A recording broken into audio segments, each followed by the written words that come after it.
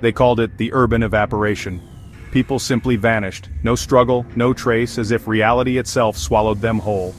Tokyo's relentless pulse continued, indifferent to the growing number of empty seats and missing faces. Official explanations, runaways, accidents rang hollow for those left behind. The truth was stranger. The disappearances were precise, almost surgical. Not only were people gone, but memories of them were erased. Photos faded, digital records vanished, names became meaningless. The city was being edited, its population curated by an unseen hand. A subtle paranoia settled over Tokyo. People felt something missing, a persistent déjà vu they couldn't explain. They'd pass a familiar cafe and feel a pang of loss for a friend they couldn't name. These were phantom pains of amputated memories, echoes of lives stolen. Tokyo was becoming a city of ghosts, not haunted by the dead, but by the forgotten living. Their absence was a silent scream, echoing through the city's neon-lit nights, and no one could hear it. Naoto Kanzaki, 17, was the only person who remembered his older sister, Akari. She vanished 3 weeks ago. One morning she left for university and never returned. At first his parents panicked, but soon their worry dissolved into confusion. When Naoto mentioned Akari, they looked at him as if he were speaking nonsense. The family photo from Hakone now showed only 3. Her bedroom was a sterile guest room. His parents insisted they'd never had a daughter. Naoto's world fractured. He was the lone keeper of a memory everyone else denied. He searched for proof. Her social media was gone, her friends didn't remember her. He was trapped in a gaslit reality, his grief a solitary confinement. Desperation became obsession.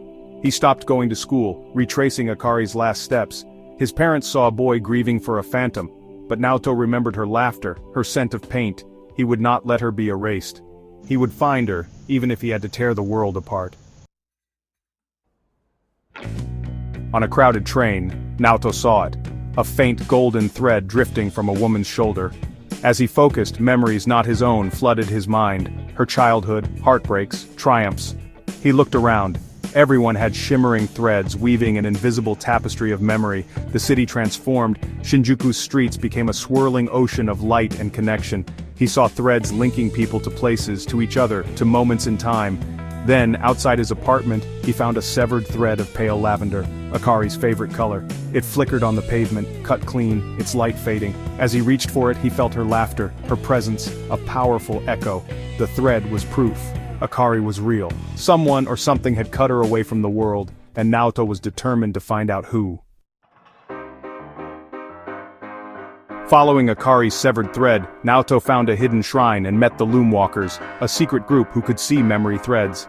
They were guardians of the loom, the tapestry of human memory that underpins reality.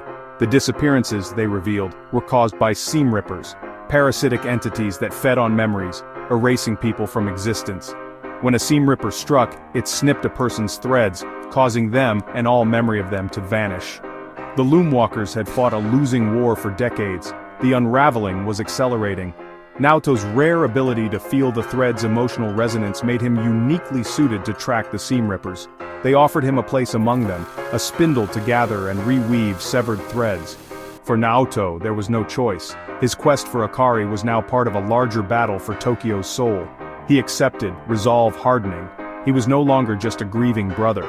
He was a Loomwalker, ready to hunt the creatures that had stolen his sister.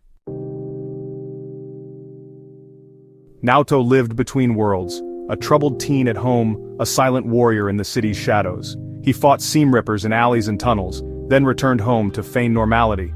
Every severed thread was a fresh wound, a life stolen and forgotten. Tokyo became a graveyard of memories filled with invisible monuments to the unraveled. Naoto was the sole mourner for thousands, his heart heavy with their grief. He refused to give up hope, collecting fragments of Akari's lavender thread, weaving them into a beacon. It was a race against time as the fragments dimmed each day. The mysteries remain, the battle rages on, but Naoto fights on, guardian of forgotten stories, armed with a spindle and a single unwavering memory.